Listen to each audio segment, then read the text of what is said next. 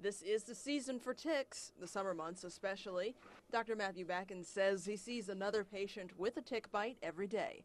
He wants to clear the fact from the fiction. Ticks are not falling from the trees. Ticks are actually an arachnid, so they're related to like a spider or a mite, and so they can only crawl. They're crawling from grass, a pile of leaves in your yard, or brought into your home by a pet. You hear about several methods of removing a tick. Most are wrong. Smothering it in petroleum jelly or nail polish, or applying alcohol or a burned match, all wrong. Anything that would irritate the tick actually will make them secrete more saliva into your body, so your rates of infection are higher. Dr. Backens walks us through the correct way. Take a tweezers and you attach to the tick at its mouth parts that's right next to the skin.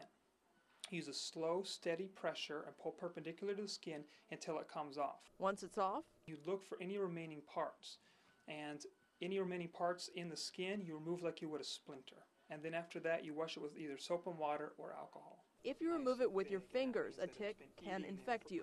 The key is to get it off as soon as possible. The shorter the time, the less likely you'll get sick. The size of the tick can indicate how long it's been there. And so it starts small and flat, sometimes about the size of a small freckle. But as it fills with blood, it can actually be the size about half of a dime. So you look to see if it's engorged with blood. You'll want to watch for flu-like illnesses if you do get bit. Dr. Backen says if a tick bites you, you're going to want to try and keep it because different ticks carry different illnesses. The best way to keep a tick is to put it in some kind of sealed container like a pill bottle or a plastic bag. And he recommends putting a blade of grass in that bag. That way the tick has oxygen to survive. Dr. Backens has treated 3 patients with Lyme disease this year. Here's some of the rashes that you'd see.